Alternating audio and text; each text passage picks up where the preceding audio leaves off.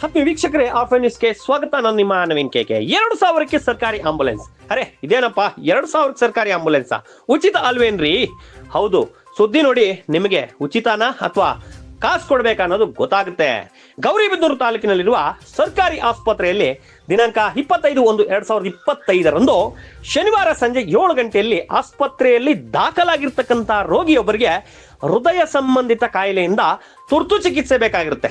ಆಗ ಬೆಂಗಳೂರಿನ ಜಯದೇವ ಆಸ್ಪತ್ರೆಗೆ ಆಂಬುಲೆನ್ಸ್ ಅಲ್ಲಿ ಕರೆದುಕೊಂಡು ಹೋಗಲು ಹೇಳಿದಾಗ ರೋಗಿಯ ಕಡೆಯವರು ಅಲ್ಲೇ ನಿಲ್ಲಿಸಿದಂತಹ ಸರ್ಕಾರಿ ಆಂಬುಲೆನ್ಸ್ ಅನ್ನ ಬೆಂಗಳೂರಿಗೆ ಬರಲು ಕೇಳಿದಾಗ ಅವರು 2,000 ನೀಡಿದ್ರೆ ಮಾತ್ರ ಬರುತ್ತೇನೆ ಎಂದು ಚಾಲಕ ತಿಳಿಸುತ್ತಾನೆ ಮತ್ತು ಡೀಸೆಲ್ ಹಾಕಿಸಿ ಎಂದು ರೋಗಿಯ ಕಡೆಯವರಿಗೆ ಕ್ವಶನ್ ಅನ್ನ ಮಾಡ್ತಾರೆ. ಆಗ ಇದನ್ನ ಪ್ರಶ್ನೆಯಿಂದ ರೋಗಿಯ ಕಡೆಯವರು ಸಹ ಇದು ಸರ್ಕಾರಿ ಆಂಬುಲೆನ್ಸ್ ಉಚಿತ ಅಲ್ವೇನ್ರಿ ಅಂತ ಪ್ರಶ್ನೆ ಮಾಡಿದಾಗ ಅಲ್ಲಿರ್ತಕ್ಕಂಥ ಚಾಲಕನ ಮಾತು ಇದಾಗಿರುತ್ತೆ: ನಮಗೆ ಸರ್ಕಾರದಿಂದ ಯಾವುದೇ ರೀತಿಯಾದಂತ ಅನುದಾನ ಬಂದಿಲ್ಲ, ಅಧಿಕಾರಿಗಳು ಹೇಳಿದ್ರೆ ಮಾತ್ರ ಕರೆದುಕೊಂಡು ಹೋಗುತ್ತೇನೆ ಅಂತ ಆಂಬುಲೆನ್ಸ್ ಚಾಲಕ ತಿಳಿಸಿರೋದು. ಸುಮಾರು ಅರ್ಧ ಗಂಟೆ ಬಳಿಕ R5 ನ್ಯೂಸ್ ಸಂಪರ್ಕಿಸಿದಾಗ ಘಟನೆ ತಿಳಿದುಕೊಂಡು R5 ನ್ಯೂಸ್ ತಂಡ ಆಸ್ಪತ್ರೆ ಬಳಿ ಹೋದಾಗ ಡೀಸೆಲ್ ಹಾಕಿಸಿಕೊಂಡು ಬರುವುದಾಗಿ ಆಂಬುಲೆನ್ಸ್ ಡ್ರೈವರ್ ಹೇಳಿರುತ್ತಾನೆ ಮತ್ತು ಈ ಬಗ್ಗೆ ಶಾಸಕರ ಮಾರ್ಗಸೂಚಿ ನೀಡಿಲ್ಲ ಎಂದು ಕೇಳಿದಾಗ ಈ ಬಗ್ಗೆ ಮಾಹಿತಿ ಇಲ್ಲ, ಅಧಿಕಾರಿಗಳು ಹೇಳಿದರೆ ಮಾತ್ರ ಹೊರಡುತ್ತೇನೆ ಎಂದು ಉಡಾಫೆ ಉತ್ತರವನ್ನ ನೀಡಿ ರೋಗಿಗೆ ಸಂಕಷ್ಟಕ್ಕೆ ದೂಡುತ್ತಾರೆ. ಸ್ಥಳದಲ್ಲಿ ಲಭ್ಯ ಇರುವ ಬದಲಿ ವೈದ್ಯರನ್ನ ಪ್ರಶ್ನಿಸಿದಾಗ ಕಾರ್ಯನಿರತರಾಗಿರುವ ಪ್ರಮುಖ ವೈದ್ಯರು ಊಟಕ್ಕೆ ಹೋಗಿದ್ದಾರೆ ಎಂದು ಕರೆ ಮಾಡಿಕೊಟ್ಟರು. ಆಗ ಪ್ರಮುಖ ವೈದ್ಯರು ಆಂಬುಲೆನ್ಸ್ ವ್ಯವಸ್ಥೆ ಬಗ್ಗೆ ಮಾತನಾಡುತ್ತಾರೆ. ಅಂದು ಹೇಳಿದರು 1 ಗಂಟೆ ಬಿಟ್ಟು ಆಂಬುಲೆನ್ಸ್ ವ್ಯವಸ್ಥೆ ಆಯಿತು. ಈ ಬಗ್ಗೆ ಆರೋಗ್ಯ ಅಧಿಕಾರಿಗಳಿಗೆ ಡಾಕ್ಟರ್ ಲಕ್ಷ್ಮೀಕಾಂತ್ ರವರಿಗೆ ಕರೆ ಮಾಡಿದಾಗ ಸ್ವಿಚ್ ಆಫ್ ಬರುತ್ತಿದೆ. ಅಲ್ಲಿ ಇರುವ ಸಿಬ್ಬಂದಿ ಸಾರ್ವಜನಿಕ ನಾನು ಅಂತ ಹೇಳಿ ಮಾಧ್ಯಮದವರ ಮೇಲೆ ಕಿಡಿಕಾಡಿದರು. ಅಲ್ಲಿರುವ ವೈದ್ಯರು ಇವರು ನಮ್ಮ ಸಿಬ್ಬಂದಿ ಎಂದು ಹೇಳಿದರು. ಅವರನ್ನು ಪ್ರಶ್ನಿಸಿದಾಗ ನಾನು ಇವತ್ತು ರಜೆಯಲ್ಲಿದ್ದೇನೆ ಎಂದು ಉಡಾಫೆ ಉತ್ತರ ನೀಡುತ್ತಾರೆ. ಈ ಬಗ್ಗೆ ಆಸ್ಪತ್ರೆಯ ವೈದ್ಯರು ಮತ್ತು ಸಿಬ್ಬಂದಿ ಹಾಗೂ R5 ನ್ಯೂಸ್ ತಂಡದವರು ಅಧಿಕಾರಿಗೆ ಕರೆ ಮಾಡಿದಾಗ ಸ್ವಿಚ್ ಆಫ್ ಮಾಡಿಕೊಂಡು ಆರೋಗ್ಯ ಅಧಿಕಾರಿ ಡಾಕ್ಟರ್ ಲಕ್ಷ್ಮೀಕಾಂತ್ ತಮ್ಮ ನಿರ್ಲಕ್ಷ್ಯವನ್ನ ತೋರಿಸಿದ್ದಾರೆ.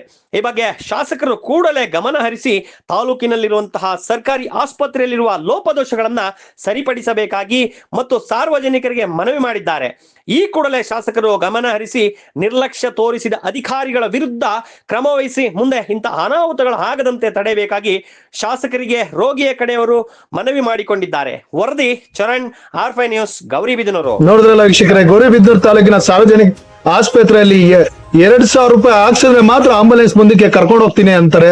ಇಲ್ಲಾಂದ್ರೆ ಪ್ರಾಣ ಹೋದ್ರು ಯಾರ ಜವಾಬ್ದಾರಿ? ಇದು 2,000 ಬಿರೋ ಬೆಲೆ ಪ್ರಾಣಕ್ಕಿಲ್ಲ.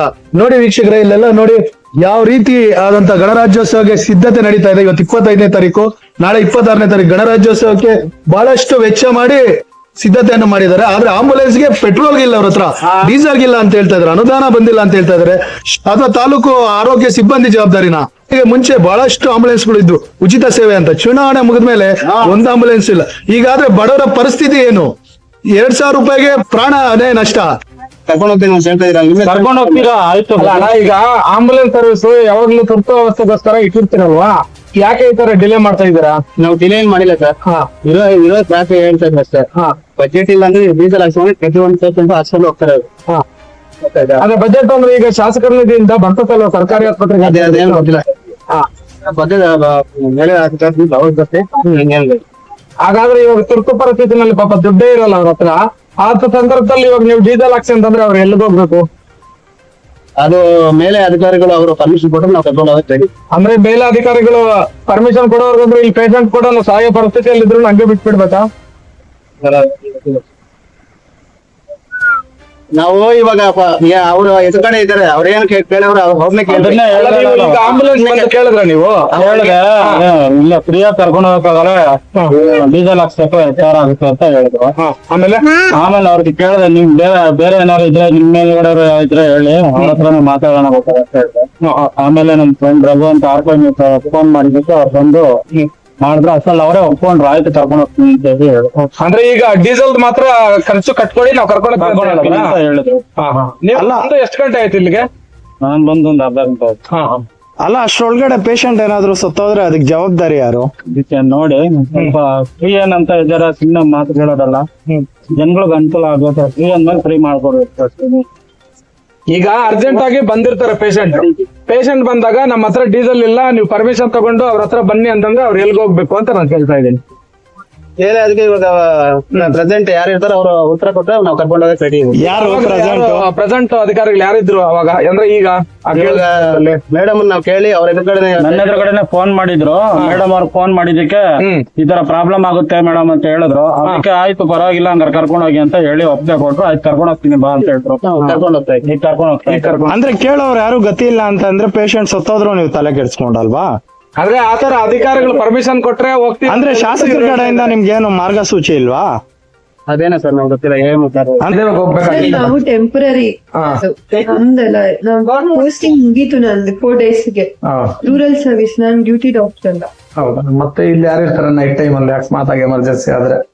ಅವ್ರ ಸಿಸ್ಟರ್ ಅದಕ್ಕೆ ನಮ್ಮ press has come now. They are asking for duty doctor.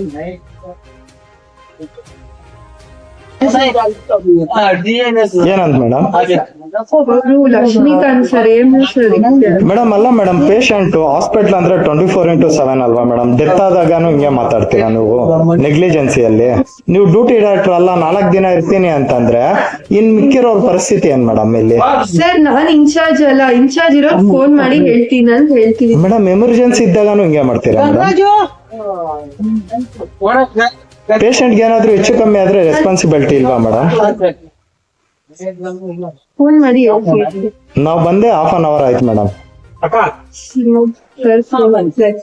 He's asking some questions to me. Death ಆದ್ರೆ ಏನ್ ಮಾಡ್ತೀರಾ? ರೆಕಾರ್ಡಿಂಗ್.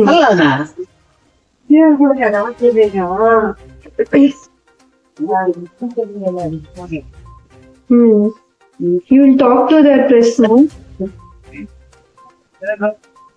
ಅಲ್ಲ ಸ್ಪೀಕರ್ ಇಕ್ಕಿ ಮಾತಾಡಿ.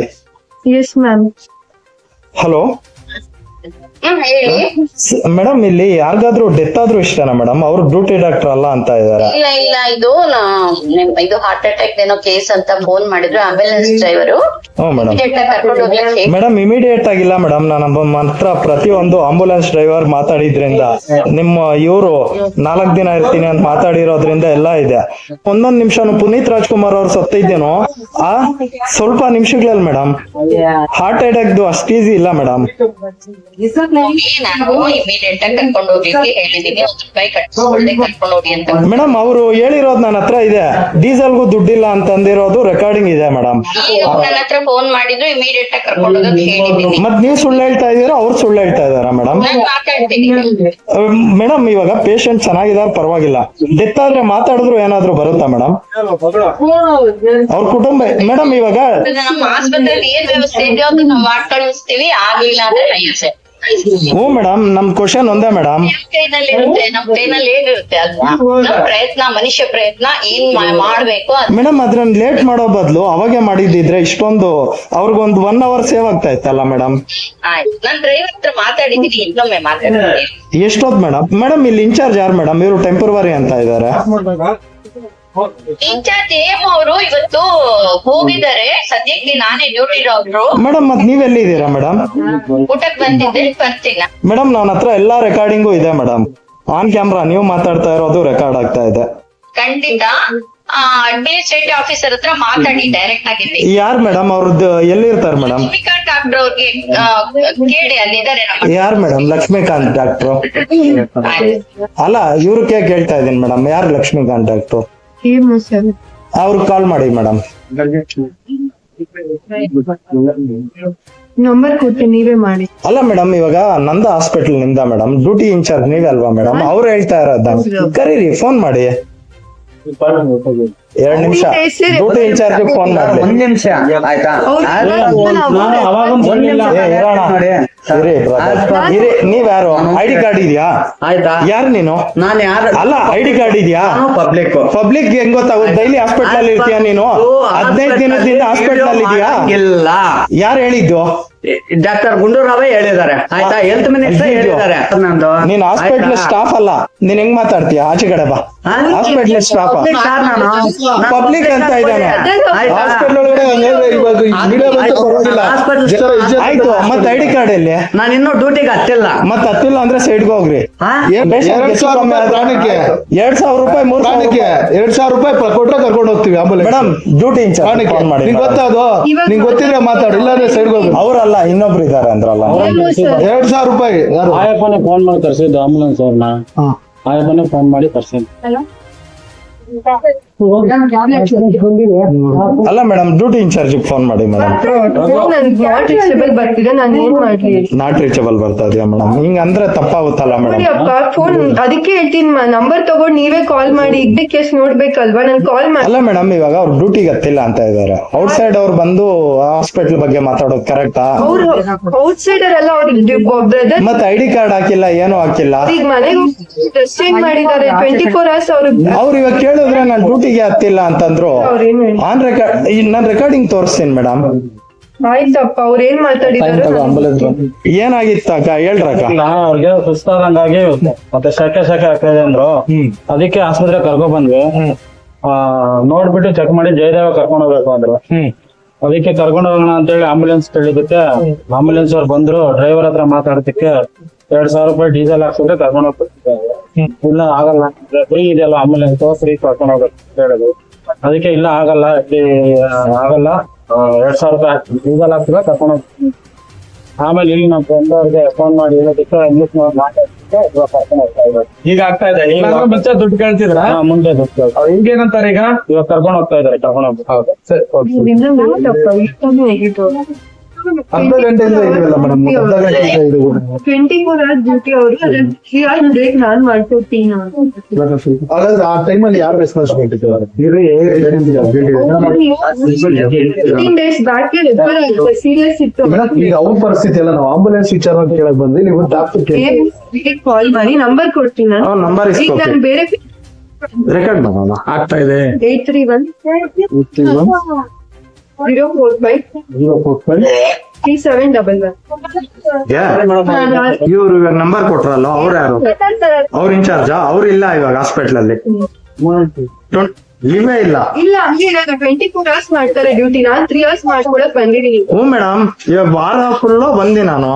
ವಾರಕ್ಕೆ ಒಂದಿನ 24 hours ಮಾಡ್ತಾರೆ ಮೇಡಮ್. ಇವಾಗ ನಾನು ಇಲ್ಲ ಅಂದ್ರೆ ನನ್ ಬದಲು ಒಬ್ರಿಗೆ ಇನ್ಚಾರ್ಜ್ ಕೊಟ್ಟಿರ್ತೀವಲ್ವಾ ಮೇಡಮ್, ಆತರ ಮುಗಿದಾರಲ್ವಾ, ಅದಕ್ಕೆ ನಾನು 3 hours ಮಾಡ್ಕೊಳಕ್ ಬಂದಿದೀನಿ. ಬಟ್ ನಾನು ಕೇಸಸ್ ನೋಡ್ತೀನಿ, ಏನಾದ್ರು ಇದ್ರೆ ಅವ್ರು ನೋಡೋದು. ಈಗ ಮ್ಯಾಮ್ ಹೇಳಿದಾರಲ್ವಾ, ಆಂಬುಲೆನ್ಸ್ ಅರೇಂಜ್ ಮಾಡಿ ಕೊಟ್ಟಿದಾರ. ಏನ್ ಮೇಡಮ್, ನಾವ್ ಸುದ್ದಿ ಮಾಡಿಲ್ಲ ಅಂದಿದ್ರೆ ಯಾರು ಮಾಡೋರೇ ಇರ್ಲಿಲ್ಲ ಅಲ್ವಾ ಮೇಡಮ್? ನನಗ್ ಗೊತ್ತಿಲ್ಲಪ್ಪ, ನಾನ್ ರೆಫರ್ ಮಾಡಿದೀನಿ. ನಾನು ಈಗ ಬೇರೆ ಪೇಷಂಟ್ ನೋಡ್ತಿದ್ದೀನಲ್ವಾ, ಅವ್ರು ಹೊರಗಡೆ ಹೋದ್ರೆ ನನ್ಗೆ ಹೆಂಗ್ ಗೊತ್ತಾಗುತ್ತೆ ಹೇಳಿ?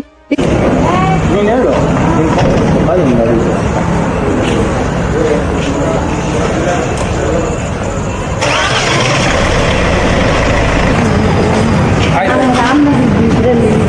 ಹೌದಾ?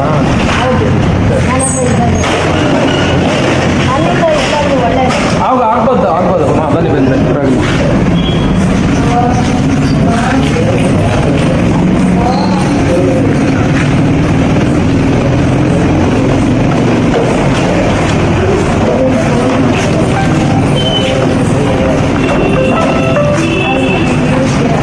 ನೋಡಿದ್ರಲ್ಲ ವೀಕ್ಷಕರೇ, ನೊಂದವರು ಕರೆ ಮಾಡಿದ್ರು ನಮಗೆ. ಕರೆ ಮಾಡಿ ಆದಮೇಲೆ ನಾವು ಬಂದ ಮೇಲೆ ಆಂಬುಲೆನ್ಸ್ನ ಉಚಿತವಾಗಿ ಕಳ್ಸ್ಕೊಳಕ್ಕೆ ಒಪ್ಕೊಂಡ್ರು. ಮುಂಚೆ 2,000 ಕೇಳ್ತಾ ಇದ್ದವರು, ಆಮೇಲೆ ಉಚಿತವಾಗಿ ಕಳ್ಸ್ಕೊಡೋದಕ್ಕೆ ಒಪ್ಕೊಂಡ್ರು. ಆಮೇಲೆ ಆಸ್ಪತ್ರೆಯ ಸಿಬ್ಬಂದಿ ಮುಖ್ಯ ಸಿಬ್ಬಂದಿ ನಂಬರ್ ಕೇಳಿದಾಗ ಅವ್ರ ನಂಬರ್ ಕೊಟ್ಟರು. ನಾವು 1 hour ಆದರೂ ಅವ್ರು ಬರಲಿಲ್ಲ, ಡ್ಯೂಟಿಯಲ್ಲಿ ಇದ್ದಾರೆ ಅಂತಲೇ ಹೇಳ್ತಾ ಇದ್ದಾರೆ. ಬಟ್ 1 hour ಆದರೂ ಅವ್ರು ಇಲ್ಲಿ ಬರಲಿಲ್ಲ. ಅವ್ರ ನಂಬರ್ ಕಾಲ್ ಮಾಡಿದ್ರೆ ಸ್ವಿಚ್ ಆಫ್. ಬೇರೆ ಜನ ತುರ್ತು ಪರಿಸ್ಥಿತಿಯ ಯಾವ ರೀತಿ ಎದುರಿಸಬೇಕು, ಶಾಸಕರು ಇನ್ನು ಮುಂದೆ ಆದರೂ ಇದ್ರ ಬಗ್ಗೆ ಗಮನ ವಹಿಸಬೇಕು.